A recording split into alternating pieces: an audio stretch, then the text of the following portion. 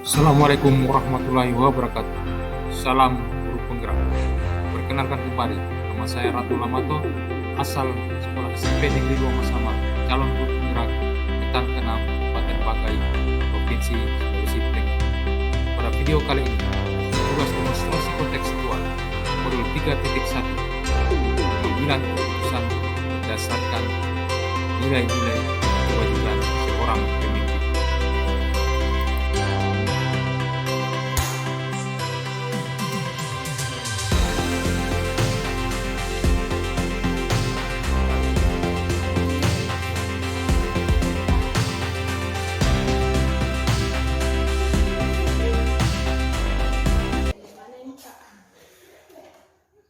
Ya, terima kasih Ibu atas kesempatannya. Saya dari terkait dengan tugas program guru penggerak kami.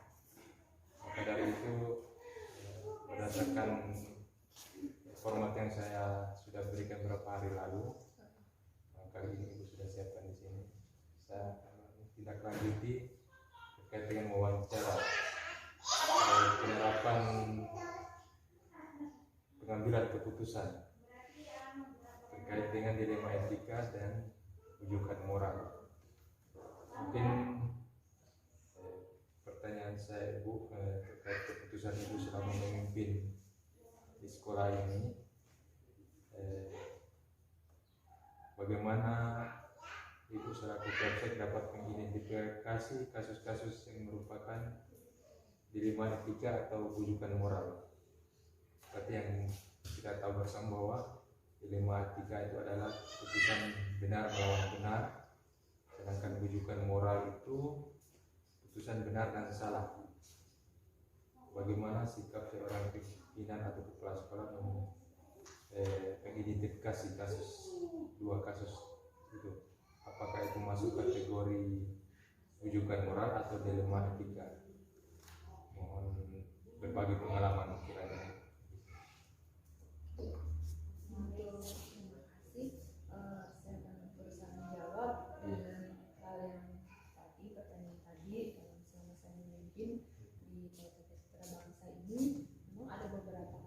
Yang kami temui di secara khusus untuk beberapa hal yang saya maksud di sini adalah untuk di mana ada anak yang kemarin dia keluar sebelum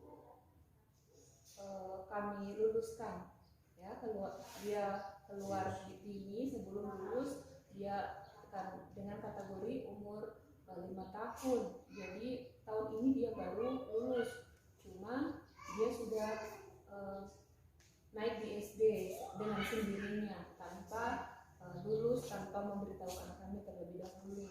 Nah, beberapa saat kemudian orang tuanya datang untuk meminta ijazah, menuntut ijazah kepada kami, dan berdasarkan peraturan yang ada, lulus itu umur 6 tahun ke atas dengan kategori anak sudah mampu, dan berdasarkan hal itu kami tidak melakukan atau menerbitkan ijazah yang orang tua wali murid ajukan atau minta, karena itu alasan yang kami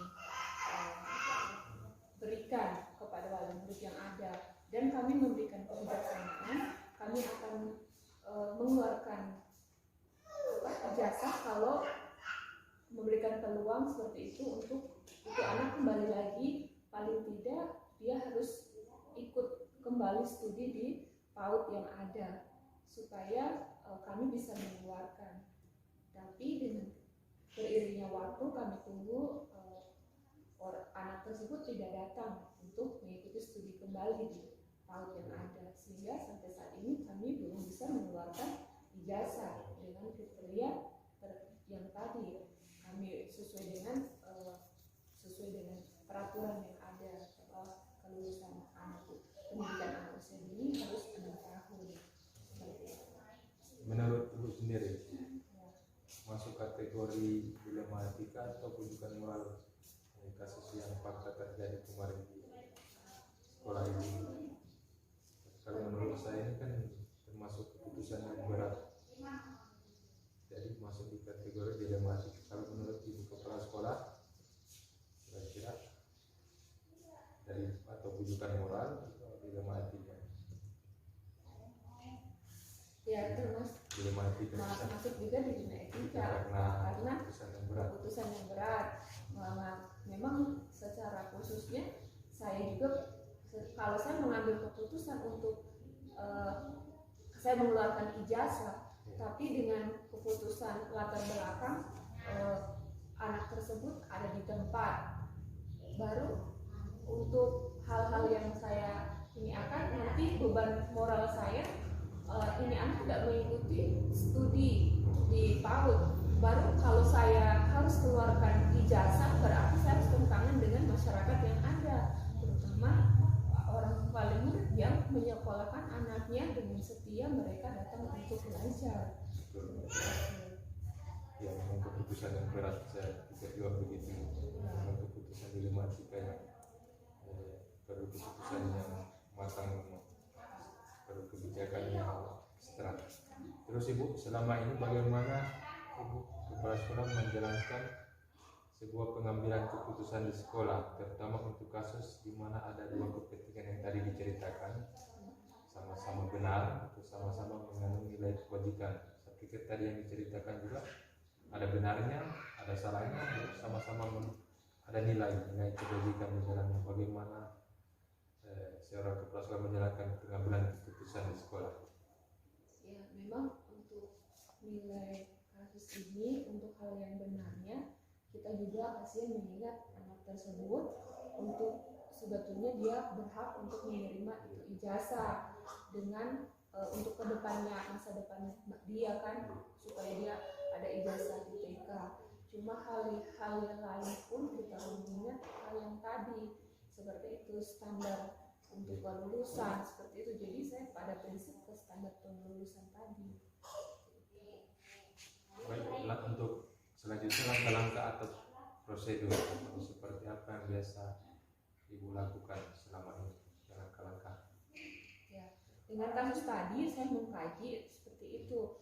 Saya bertanya sama guru-guru, ternyata anak tersebut ada di dalam tempat, maksudnya tidak keluarganya lengkap, tidak bukan keluarga yang broken home, latar belakangnya, kemudian dia ada bersama dengan keluar, maksudnya tinggal di desa sini, maksudnya tidak ada kendala. Cuma yang menjadi alasan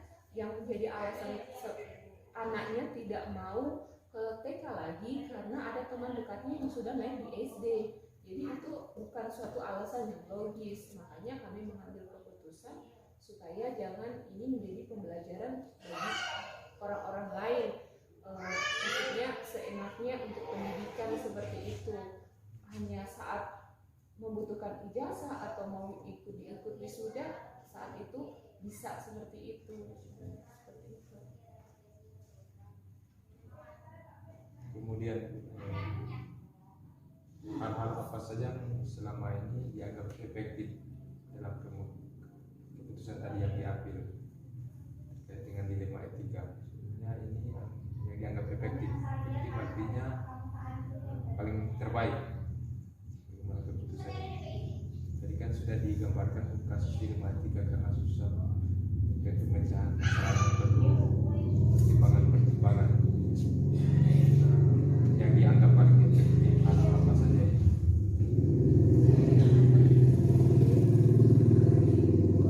Tidak ada koordinasi dengan orang tua, baru koordinasi orang tua. Mungkin juga mengkoordinasi dengan orang tua dan juga orang yang ada supaya bekerja sama mengambil keputusan. Saya tidak mengambil keputusan sendiri dengan wali murid yang lain. Mereka menyetujui apa yang di keputusan bersama kalau memang itu peraturan, dan itu pun diterima sama wali murid yang mengajukan untuk menerima ijazah seperti itu. Karena oh iya kalau saya itu prinsip seperti itu. Baik, untuk selanjutnya hal apa saja selama ini merupakan tantangan kira-kira dalam keputusan, tantangan untuk kasus tadi? Ya, memang tantangan secara moral saya kalau saya keputusan tadi, kalau saya sudah mengambil, mungkin orang akan melihat kami seperti apa, kenapa tidak bisa membijaksanai hal-hal seperti ini.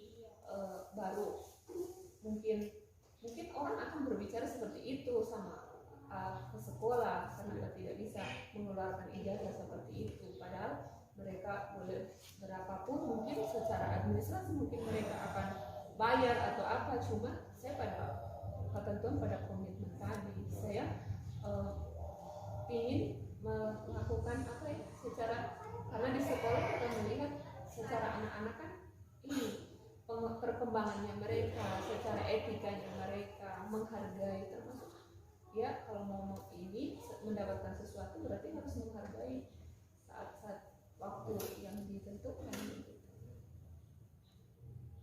Baik Bu, untuk memiliki sebuah tata cara apakah atau jadwal tertentu dalam penyelesaian kasus dilema etika ini dari Ibu kepala sekolah, apakah terjadwal atau secara berkala atau boleh dalam trik-trik penyelesaian kasus, apakah terjadwal atau tidak terjadwal. Oh, iya. saat ada kasus baru kita orang membicarakan, baru penyelesaian seperti itu. Saat ada kasus timbul baru kita orang. Baik, untuk yang selanjutnya, maka adakah seseorang atau faktor apa yang selama ini mempermudah atau membantu dalam pengambilan keputusan yang ada di kepala sekolah? Tentunya kasus ini kan bisa dikatakan berat pada pertimbangan, jadi apakah sendiri atau dibantu pihak-pihak lain, atau guru atau orang tua atau komite atau apa? Ya, tentunya saya mengkoordinasikan bersama guru-guru yang ada, terutama wali murid dan teman-teman, kemudian juga komite yang ada. Saya tidak mengambil keputusan sendiri, tapi saya melibatkan orang lain yang saya mengambil yang sesuai dengan suara yang Baik, untuk yang terakhir, dari semua hal yang telah disampaikan tadi, kira-kira pembelajaran atau apa yang seorang kepala sekolah petik dari pengalaman keputusan yang sudah diambil itu terkait kasus yang tadi, yang pengambilan keputusannya, apa yang diambil, dipetik atau satu kutipan saja pembelajaran, kira-kira apa yang dari kutipan seorang atau ungkapan seorang kepala sekolah mungkin terkait pembelajaran tadi? dari semua masalah yang ada, saya mengambil suatu pengalaman atau suatu hal yang saya dapatkan adalah kita harus mengambil satu keputusan itu pada prinsip-prinsip kebenaran, sesuai dengan prinsip kebenaran dan dasar kebenaran. Kemudian juga kalau dalam kasus tertentu berarti kita juga harus sesuai dengan keadilan dan keadilan dan kasih itu harus ada. Pertama melihat dulu masalah itu yang terjadi, baru kita putuskan. Flashback ke belakang Ya.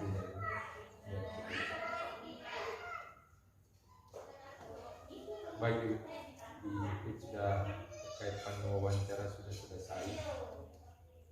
Mungkin apapun semua itu yang Ibu sudah sampaikan tadi, bahwa keputusan itu memang sudah tepat adanya, mungkin keputusan yang terbaik. Memang kita seorang pimpinan dihadapkan hal-hal seperti itu, tapi tidak menutup kemungkinan tanggung jawab pimpinan kan bisa memutuskan sesuatu yang terbaik, apapun itu, baik berat maupun ringan, bisa dikatakan berat ataupun ringan. Baik, terima kasih atas waktunya dan kesempatan yang diberikan. Kiranya kita bisa bertemu lagi, kira-kira akan ada hal yang bisa diperbaiki ke depannya untuk memperbaiki dunia pendidikan kita tentunya. Baik Ibu, demikian dari saya barangkali kurang lebih mungkin saya mohon maaf. Selamat pagi. Terima kasih.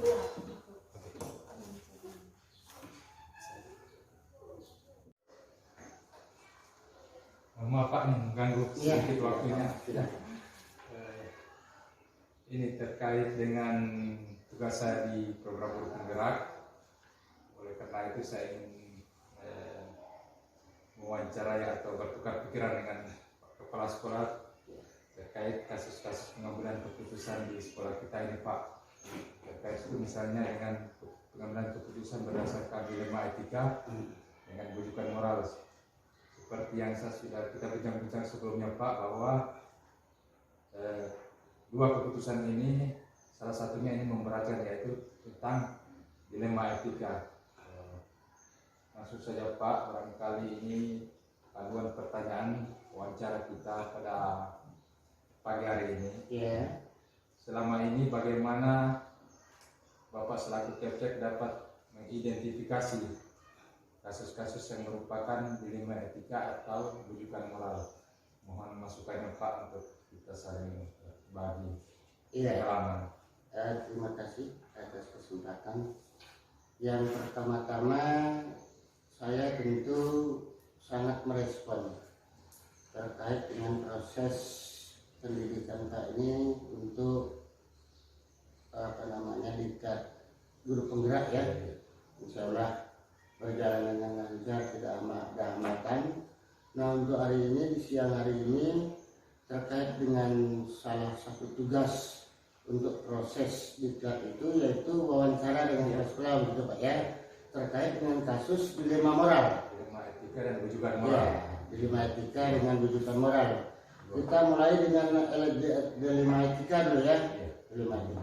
Jadi begini Pak, sesuai dengan instruksi pemerintah bahwa kita diminta dengan sangat bahwa terkait dengan wajib belajar 12 tahun ya, berbicara tentang karakter anak-anak, tentu dari 100 sekian anak itu berbeda-beda karakternya.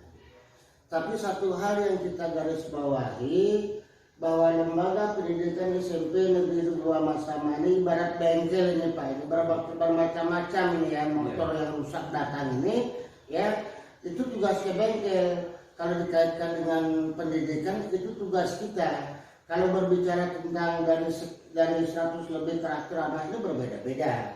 Ada yang nakal, ada yang malas, ada yang melawan. Kemudian tidak semua juga seperti itu. Ya, banyak juga yang menurut ke guru-gurunya dilema etika moral itu berdasarkan data yang ada di guru BK. Memang kita tidak usah tutup-tutupi yang seperti itu, tentu aja. Nah, solusi untuk anak-anak yang seperti itu, yang pertama yang kita lakukan adalah sebagai pimpinan itu bagaimana meminta data yang akurat. Data yang akurat baik terhadap guru wali kelas, kemudian di BK. Nah, bagi anak-anak yang seperti itu ada langkah-langkah yang kita lakukan, Pak. Langkah-langkah yang kita lakukan itu berawal dari wali kelas adalah bagaimana memberikan gemblengan binaan terhadap anak-anak itu yang tujuannya adalah supaya anak itu bisa berubah. Yang dulu-dulunya malas bisa jadi rajin, yang banyak kena kasus bisa berubah, jadi pelan-pelan dia bisa mematuhi apa yang diinstruksikan oleh sekolah yang tertera pada disiplin sekolah. Contoh umpamanya ada anak yang malas, sering terlambat. Maka upaya yang kita lakukan, jangan kita menjustis anak itu, memberikan barangkali hukuman yang memberatkan, yang berpengaruh terhadap moral anak.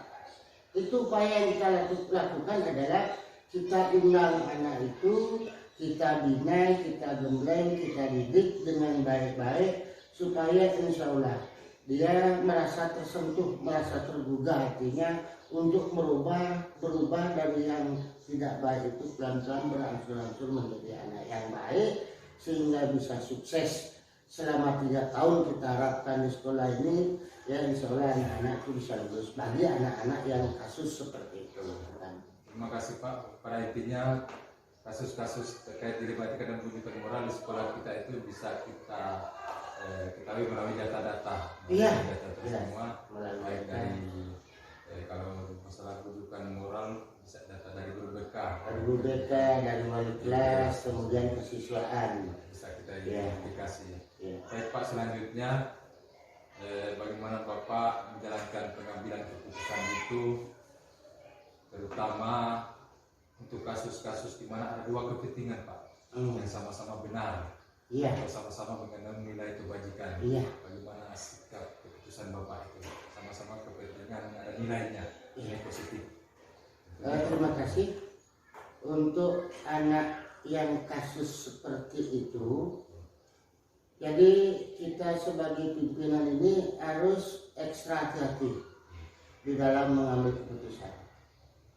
Karena tidak semua anak-anak bernasib baik. Ya, kadang-kadang anak-anak itu bisa melanggar kasus atau barangkali bolos dan sebagainya. Kadang datang di sekolah, kadang mengganggu temannya. Itu kan merupakan ekspresi daripada kejiwaan anak-anak itu. Contoh, umpamanya kalau orang tuanya broken, jelas akan berpengaruh terhadap moral itu anak. Ya, jelas akan berpengaruh terhadap moral anak. Kemudian berikut dari status sosial ekonomi, ada anak yang mau sekolah, setelah kita kunjungan home visit, kunjungan ke rumah melalui wali kelas, guru BK, itu kasihan, itu anak kadang-kadang ekonomi orang tuanya memang prasejahtera di bawah sekali barangkali yang kita lakukan.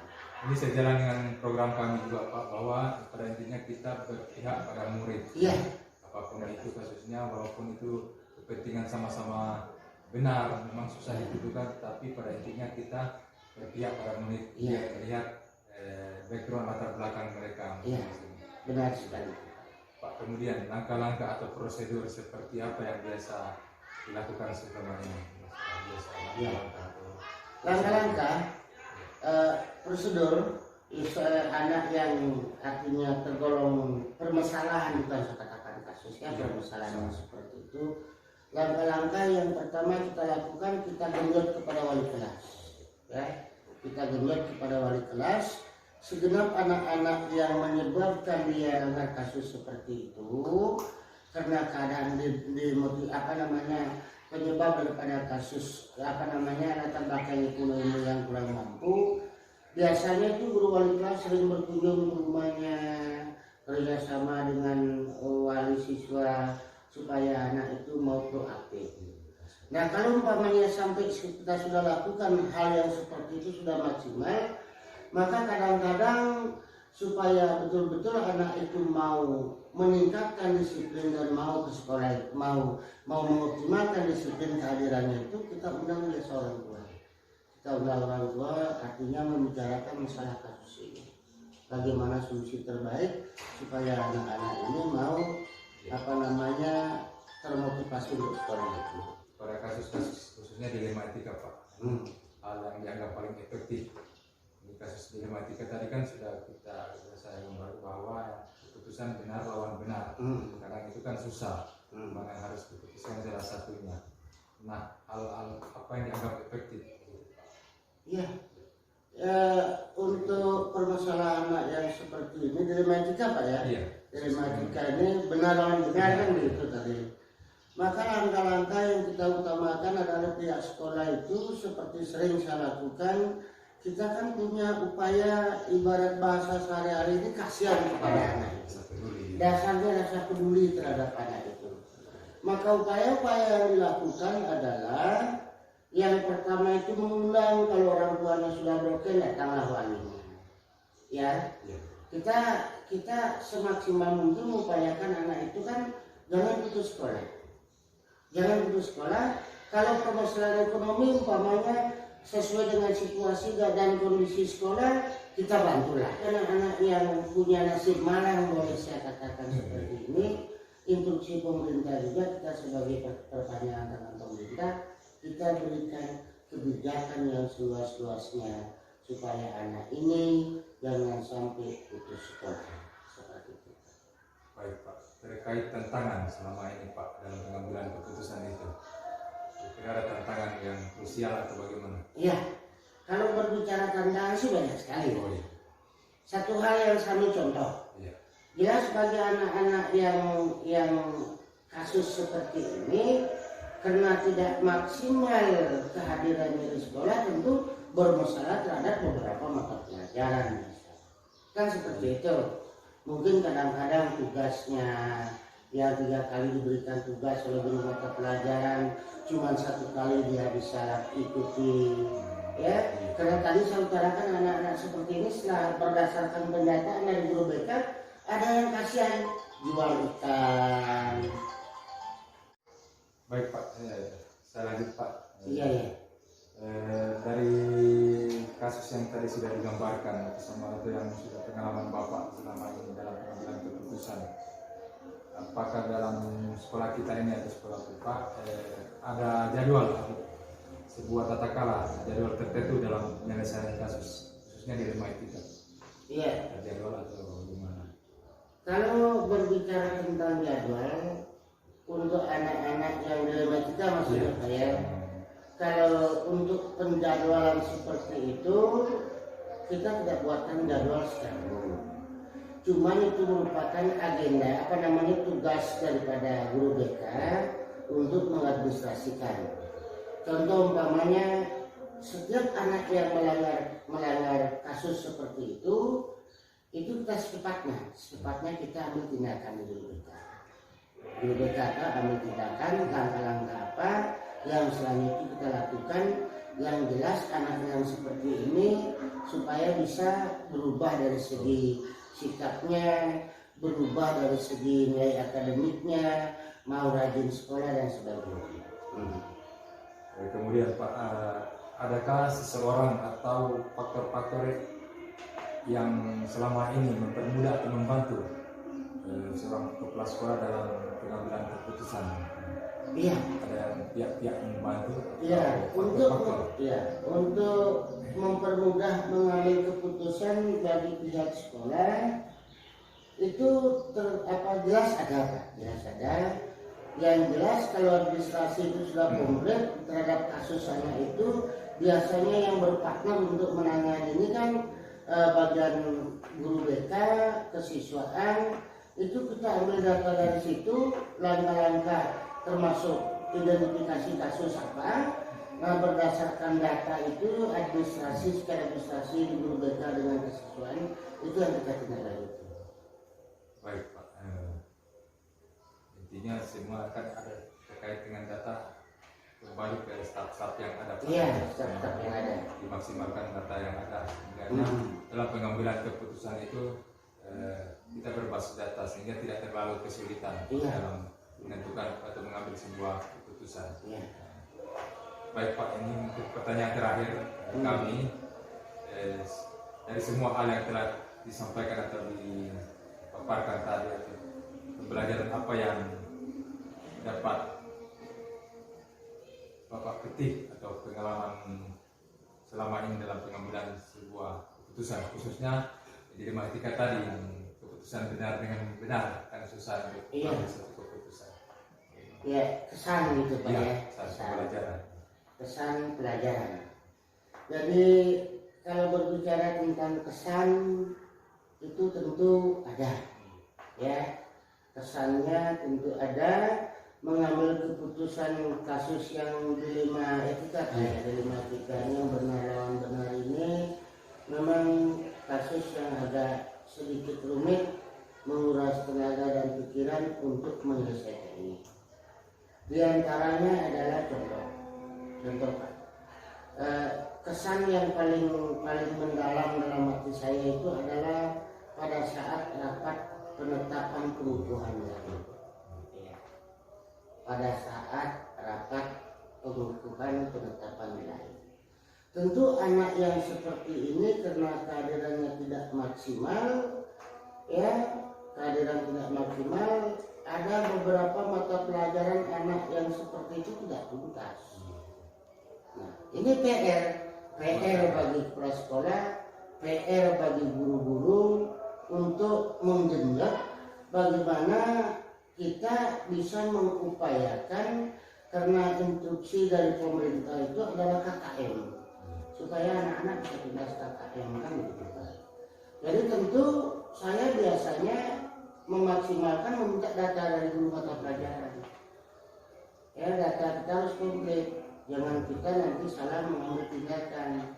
Kalau memang artinya tugas umpamanya 3 kali diberikan cuma 2 kali dilakukan, tentu saya sebagai pimpinan menginstruksikan kepada guru mata pelajaran, kita ini jemput bola.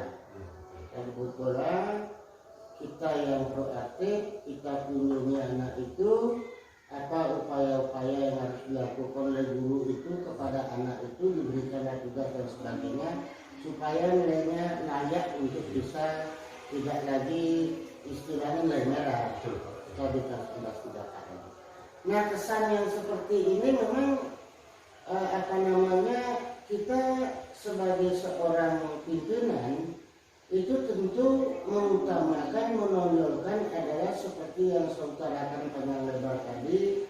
Satu hal yang saya jaga nih Pak, jangan sampai dengan permasalahan itu kita tidak proaktif membimbing menilai anak ini sampai anak ini gagal, putus sekolah dan sebagainya. Ya, jadi sepakat apapun permasalahan itu, karena itu adalah tugas kita, tugas pokok kita sebagai seorang guru adalah memanusiakan manusia. Itu tugas berat. Insya Allah juga terus sudah maksimal kita lakukan itu, karena guru ini kan pahlawan tanpa kata jasa. Insya Allah juga yang di atas selalu menyertai, memberikan kita pikiran yang cerah, yang bersifat kepada anak-anak. Kita harus sayang anak-anak, orang tua mendidik anak-anaknya di sini, tentu kita memberikan yang terbaik.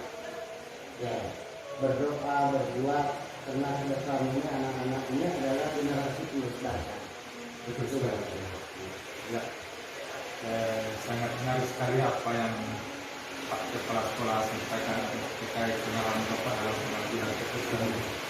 Kita dapat sekali dengan saya Pak, bersama di beberapa tahun lagi ke depan kita akan dijalankan kurikulum merdeka.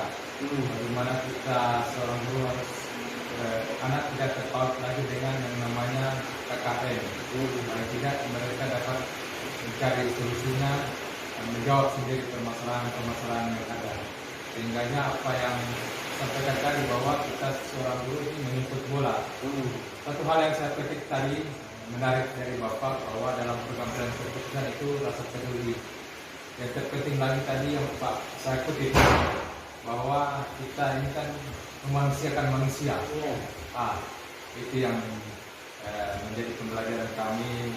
Mudah-mudahan bagi saya sendiri pribadi sekarang ini masih dalam proses pendidikan, dapat mengambil hikmah dari pengalaman-pengalaman seorang kepala sekolah terutama Bapak. Demikian Pak wawancara atau berbagi pendapat kita pada pagi hari ini, siang hari ini. Mudah-mudahan lain waktu kita bisa duduk kembali sering.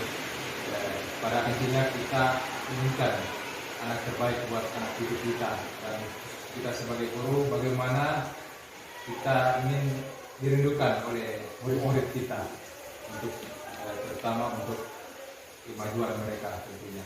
Demikian Pak untuk wawancara pada kesempatan kali ini.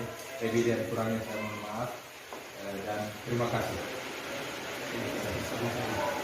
Demikianlah hasil wawancara saya bersama 2 orang narasumber saya, 2 orang kepala sekolah di lingkungan sekitar saya. Yang pertama Ibu Natalia Suwarni, Kepala PAUD PK Citra Bangsa Boitan. Kemudian yang kedua, kepala sekolah saya sendiri, Bapak Imade Suecia, Kepala SMP Negeri 2 Masama. Hasil analisis wawancara saya bersama 2 orang kepala sekolah ialah Bapak Imade Suecia dan Ibu Natalia adalah pemimpin pembelajaran yang memiliki perbedaan dan persamaan prinsip dalam pengambilan suatu keputusan terkait kasus yang terjadi di sekolah mereka masing-masing. Dari beberapa kasus yang terjadi di sekolah mereka, Pak Imade Suecia lebih cenderung kepada prinsip rasa peduli dan rasa kasihan.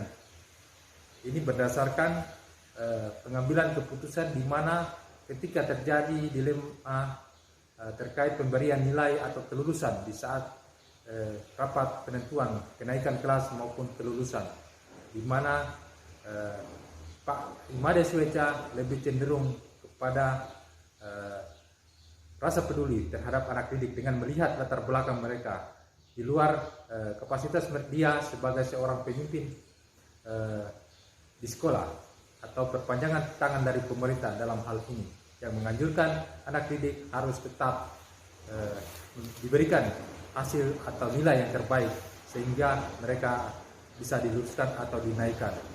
Di satu sisi bertentangan dengan guru kelas maupun guru mata pelajaran mereka masing-masing, tetapi dari sebuah pemimpin dapat menentukan atau menghasilkan keputusan yang terbaik, dan itu adalah keputusan berdasarkan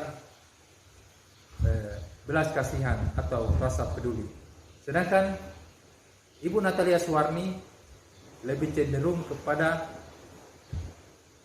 pengambilan keputusan berdasarkan prinsip peraturan yang ada, dengan memberikan kesempatan pada anak untuk bersekolah atau belajar, akan tetapi belum meluluskannya dengan alasan aturan yang ditetapkan pemerintah bahwa anak usia sekolah dasar ketika meluluskan anak dari jenjang PAUD, ketika masuk di sekolah dasar sudah masuki usia sekolah dasar, yakni usia 6 tahun. Dengan demikian anak tersebut walaupun permintaan orang tua berdasarkan nilai-nilai prestasinya sudah matang, tetapi berdasarkan usia yang belum cukup, Ibu Natalia tetap pada prinsipnya, yakni prinsip peraturan yang ada. Kemudian terkait dengan dilema etika, paradigma dilema etika yang ada, Pak Imade Sueca menggunakan paradigma rasa keadilan dan rasa kasihan terhadap anak, rasa peduli terhadap anak. Tentunya dengan melihat data-data atau survei kunjungan ke rumah terkait dengan kasus mereka si murid atau si anak masing-masing di lingkungan mereka. Kemudian Ibu Natalia Suwarni lebih kepada paradigma jangka panjang melawan jangka pendek. Yang mana kedua paradigma ini menurut saya ya, sama-sama tepat untuk digunakan di sekolah mereka masing-masing terkait dengan kasus yang mereka paparkan di wawancara itu. Hal ini berkaitan dengan kondisi murid dan sosial kemasyarakatan mereka, lingkungan budaya atau lingkungan sekitar di sekolah mereka masing-masing. Kemudian langkah-langkah pengambilan keputusan. Kedua kepala sekolah ini tentunya sebagian besar sudah sesuai dengan tahapan pada modul yang sudah saya pelajari setelah beberapa pekan ini, yakni terkait dengan pengambilan keputusan berdasarkan dilema etika. Tahapan awal yang mereka lakukan yakni mengidentifikasi dan mengenali nilai-nilai yang saling bertentangan dengan kasus yang ada di sekolah mereka. Baik, terima kasih. Demikianlah hasil wawancara saya. Semoga kedepannya saya lebih meningkatkan potensi diri saya terkait pengambilan keputusan berdasarkan dilema etika. Tentunya sesuai prosedur yang telah diterapkan atau yang telah saya pelajari sebelumnya. Demikian hasil wawancara saya. Lebih dan kurangnya saya mohon maaf. Assalamualaikum warahmatullahi wabarakatuh.